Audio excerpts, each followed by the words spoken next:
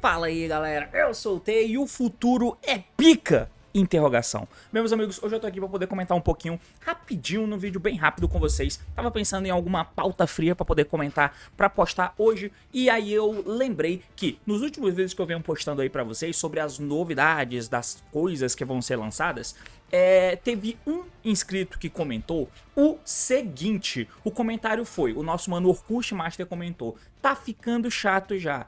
Todos os archetypes de mago é literalmente acessar a mesma parada. Tá praticamente virando o Fiendsmith de juntar dois monstros no campo. 10 decks diferentes fazendo a mesma coisa. Eu me liguei, eu vi esse comentário dele e aí eu parei pra pensar sobre essa parada. Porque se você já tá ligado, eu comentei algumas vezes que aparentemente a Konami tá dando um foco grande em Spellcasters. Tá tendo alguns arquétipos que estão lançando suportes muito bons pra Spellcaster. E aí você tem diferentes arquétipos, o que faz a gente pensar que estamos chegando no ano dos magos. Já tivemos suporte aí do Despia com o Albaz branco. E por que que isso é suporte pra mago? Porque tem um 5 da Eclésia, tem um 5 do Sword Soul, que não ajuda o Sword Soul direito, basicamente interage com os magos de nível 4. Você já tem suporte pra Charmer, você tem suporte pra o Maestros agora. Então, tipo, faz sentido, porque como eu comentei, tem a lore, né, dos Maestros e dos magos no geral, não é só o Maestros. Tem a lore, dentro da lore você tem o deck do próprio Spellbook, o deck do Invoked, você tem o Endymion. Então tem uma Witchcraft, né? Tem uma cacetada de decks diferentes, mas que são todos focados em magos. Afinal de contas, é a lore dos magos. Mas, parando pra pensar nisso, eu parei pra ver aqui, mano, e o futuro sobre isso? Será que é maneiro? Não que seja novidade, isso sempre aconteceu. Mas precisa? Vamos comentar um pouco sobre isso. O assunto é esse, partiu, então vamos lá. Bom, pra tentar me explicar sobre o que eu quero dizer, eu deveria ter deixado a porra da tela aqui, eu achei que eu tinha colocado, mas eu não coloquei. A gente segue aqui, porque eu tentei separar algumas cartinhas, mano. E tipo, Potter, o que você tá falando aí? Isso acontece há bastante tempo. A gente tá vindo de um formato, por exemplo, onde nós tivemos no ano passado, né, a incidência absurda da Moon em todo o deck. E aí você tinha ali uma engine que você podia juntar dois bonecos no campo pra poder fazer uma Moon. Falando assim, parece meio estúpido que você vai pegar dois bonecos, transformar em um, que vai conectar toda a play de Fiendsmith, por exemplo. Mas o bagulho é que você pode ou juntar dois bonecos pra fazer o Fiendsmith e fazer um Caesar, que é contra interações de inibir que o cara possa ter. Você pode fazer isso como enable de combo pro teu arquétipo, e aí você insere N arquétipos diferentes, porque quando a gente tinha a Beatriz, né, e o Fiendsmith lançou, você podia jogar um Fogo que era revivido pela princesa, ou até você pode simplesmente usar ele como camada de push. Você pode usar ele como camada de push, onde você tentou jogar com o teu deck uma vez, não conseguiu, tentou jogar de novo, não conseguiu. E mesmo quando o cara rasga as interações pra te parar, ele não para, porque dois bonecos soltos viram, no mínimo, a jogada de Fiendsmith. Então é muito frustrante, e na verdade, para as cartas, para os arquétipos no geral, ele engessa muito as decklists, porque em toda decklist tem isso aqui. Tinha até um meme há um tempo atrás, onde você ia acompanhar um resultado de algum deck aleatório que topou e fez resultado interessante, e aí o cara, que é mais outsider assim do jogo, ele olha e, pô, mano, maneiro, deck X topou sei lá, um Crystal Beast, topou um torneio aleatório. Eu vou clicar pra assistir, e o cara começa: eu uso 3 Fiendsmith Engraver, Tract, Lurry. Caralho, que doideira, né? E tipo, é claro, isso não é novidade, essa parada de você colar e juntar engine, né? Eu comentei nesse vídeo aqui em cima que isso tinha que parar, comentando sobre o Sank 4, que era um ponte. E aí, ultimamente, né, a gente tá fresco na memória, porque o bicho que a gente consegue usar é, na verdade, o deck de Ryzen, né? Que deu um foco grande nesses decks Rank 4, e aí eu até comentei que cartas como essa sempre existiram, mas elas só vão se tornar um problema quando elas são exploradas pelo produto novo que a Konami dá, pela dinâmica, a gimmick nova que a Konami tá soltando. Esses monstros de Rank 4 sempre existiram. Eles foram problemáticos? Não, apesar de que efeitos desse tipo são potencialmente problemáticos. Que é o quê? Você junta decks diferentes que faz uma ponte, Feral Imps, banido, Granite, faz a mesma coisa só que pra rocha. A Banshee faz a mesma coisa só que pra Pyro. Só que o Feral Imps foi banido, esses outros decks não. E você pode juntar Ryzel, genericamente, que é uma pool de rank 4, pra fazer qualquer rank 4 que faz ponte pra qualquer deck. Mas você também pode pegar qualquer deck que faz ponte pra Ryzel, porque o Dual Drive faz a mesma coisa. Ele busca 2 Ryzel do deck detachando os materiais, por exemplo. Então, isso aqui não é nem de longe novo, isso aqui sempre existiu. Nós tivemos ali no grande meta de fogo o Snake Eye com essa carta, né? Então, os decks que tivesse ali um monstro de nível 1 pra usar, você podia usar isso aqui. É claro que era muito melhor você jogar ou de Fire King ou de Snake Eye, mas é uma parada que a gente viu permeando vários decks diferentes. Antes de chegar o Phantom Rage e o Snake Eye seu meta, isso aqui era usado no Rescue Ace, era usado no Infernable Knight. Então, e aí, mais recentemente, nós temos até o próprio Arclight, né? O Arclight que você faz por dentro do Yuumi, que sinceramente o Yuumi é um deck que tem exatamente esse mesmo molde também, né? Porque como ele é feito com ele pode usar o Link 1 como um Tanner, é absurda a quantidade de jogadas que você pode fazer. Mano, tem jogada com... Caralho, qual é o deck que você fazia uma jogada que fazia um Dempsey que pega uma Fire Flint? Eu acho que é o Stratos. Normal Sumo Stratos, efeito, pega o Mask de Hero novo de nível 4, que dá efeito e se invoca, faz um Dempsey, o Dempsey dá efeito e pega a Fire Flint, invoca a Fire Flint, o Dempsey que você faz na Extra Monster Zone, vira Link 1, vira Gravity Control e você tem a Fire Flint que é nível 1 com esse bicho e você faz esse copo.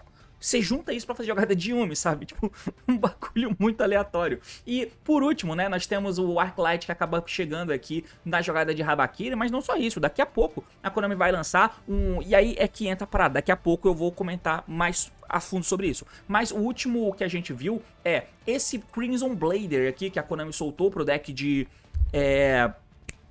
Resonator, qual é o nome desse deck? Red Dragon, em que esse cara ele entra, ele pega qualquer nível 8 do deck que não possa ser normal 7. E aí ele faz com que você possa pegar o Habakiri. Ah, mas quando chegar isso, o Habakiri já vai estar sido mexido.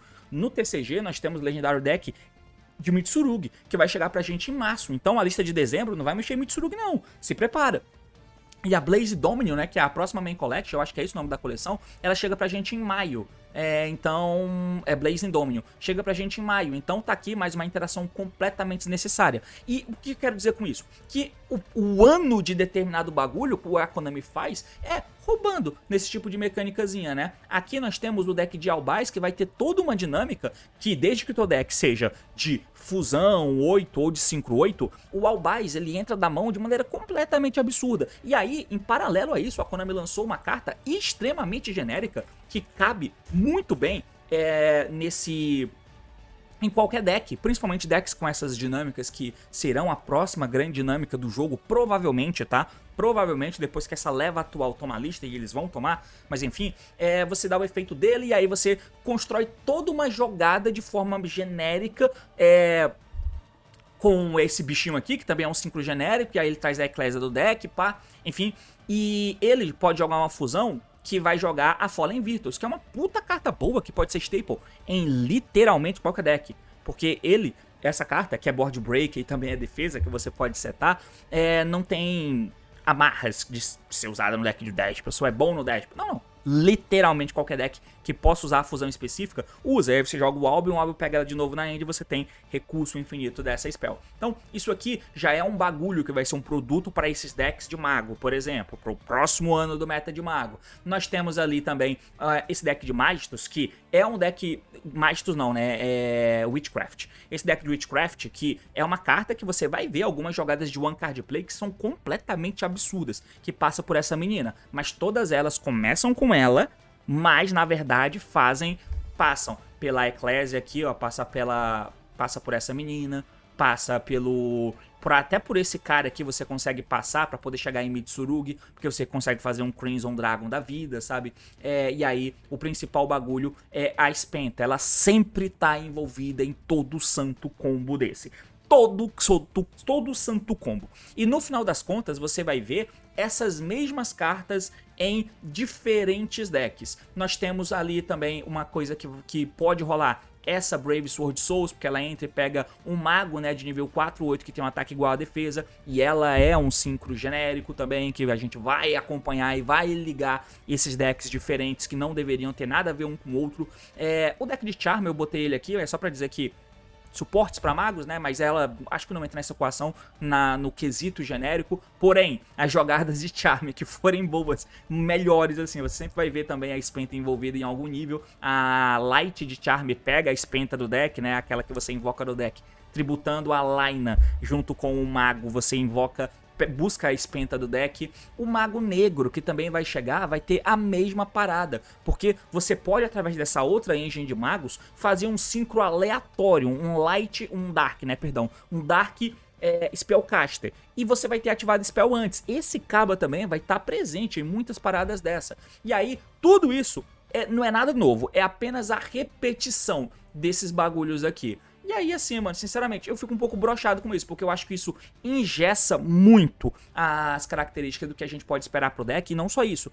Qual era o ponto de você ficar usando o Fiendsmith? Por que existe Fiendsmith Mitsurugi? Porque o Mitsurugi é uma engine que ela toma determinadas coisas e a engine de Fiendsmith toma outra por outro lado. As duas meio que tomam bicho juntas, né, por exemplo, mas o Mitsu é muito feito em volta de ficar buscando as cartinhas, então ele toma draw, mas o Fiendsmith não toma. Que era uma das paradas que a gente também usava o Ryzel Fiendsmith, porque o Ryzel também acaba buscando muitas cartas e o draw cola legal nele, mas no Fiendsmith não cola. Então você acaba usando essas duas engines que não se locam necessariamente. O Ryzel loca, mas vocês entenderam? Tem formas de burlar, porque o normal summon do Ryzel que vira Moon não locava. Enfim.